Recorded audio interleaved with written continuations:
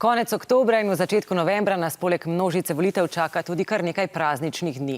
Vse prihajajoče praznike pa vam bomo predstavili že v tej oddaji, kajti naslednji vikend nas žal ne bo na sporedu. Ja, naslednji teden prihaja na RTV Slovenska popevka in mi smo z veseljem odstopili naš sobotni termin. Tako je tudi prav. Treba je izbrati, kdo nas bo zastopal na Evroviziji. Tisti popevka, tisti Ema. No, kakorkoli, naslednji vikend ob tem času uživajte v glasbi iz Portoroža. Ne, ti so pa melodije morja in sonca, zdaj popevka, praznik slovenske glasbe. Ti si pa kar občutljiv na to temo. No, praznikov pa nas v naslednjih dneh čaka še kar nekaj, več o tem pa naš analitik z najbolj iskrenim nasmeškom Admir Baltič. Admir, pozdravljen. Kaj nas torej čaka? Pozdravljeni.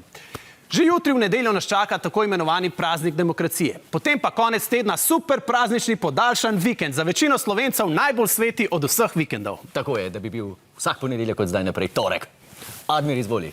Spoštovani, prihaja čas, ko se v dobrem tednu dni naniza cela vrsta praznikov. Težko pričakovani jesenski polčas. A pozor, niso vsi prazniki enakovredni, ker eno je praznik, drugo pa dela prost dan.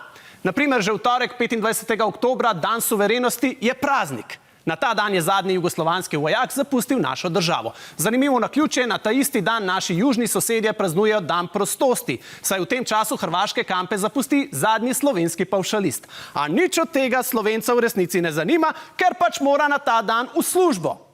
Podobno velja za dan Rudolfa Maistra ali pa dan združitve Prekmurcev in dan vrnitve Primorcev v matično deželo, ter kar je še praznikov, ki so jih različne slovenske regije dobile namesto moderne infrastrukture in razvojnih sredstev. To so prazniki, ki jih na svojem hrbtu zares občuti samo tisti stari stric v bloku, ki je zadolžen za izobešanje zastave. A pustimo te prazne praznike in se posvetimo polnim praznikom, oziroma praznikom polne mize, ker smo doma in imamo cajt kuhat. 31. oktober, dan reformacije. Dan, ko se spominjamo Primoža Trubarja oziroma odličnega Poldeta Bibiča, ki je igral Primoža Trubarja v istoimenski nadaljevanki. Dan, ko se spominjamo prve slovenske knjige in predvsem dan, ko zaključujemo še zadnje priprave na dan mrtvih. To seveda velja za starejše. Mladina in otročad ta dan uživajo v ameriškem pustu, noč čarovnic, ko se lahko našemijo in lahko rezljajo buče oziroma lahko se nekaznovano igrajo s hrano. In potem še pika na i. 1. november, dan mrtvih, dan vseh svetih in dan iskanja parkirišča pred pokopališčem. Najstarejši in najbolj resen praznik, kar jih imamo. Praznik, ki predstavlja vrhunec sezone za vse prodajalce cvetja in sveč. Ko smo že pri svečah, vlada kot vsako leto poziva državljane, naj letos na pokopališča ne nosimo sveč.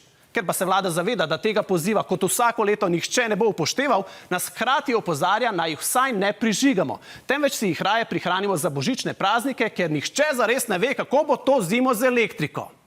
Kot vidite, je bera praznikov polna kot Janezov nabiralnik. Za vsakogar se nekaj najde. Protestanti imajo dan reformacije, katoliki dan vseh svetih, sekularni dan spomina na mrtve, muslimani in pravoslavni pa se bomo dan pred prazniki množično zbrali ob dnevu kolon na mejnem prehodu Obrežje. Pa lepo praznujte. Admir, hvala, veliko sreče in lepo potuj. Hvala. Še klipov imamo kle, lahko vse pogledate. Hiter se, oj, hiter se, Hiter se, subskraj, bate!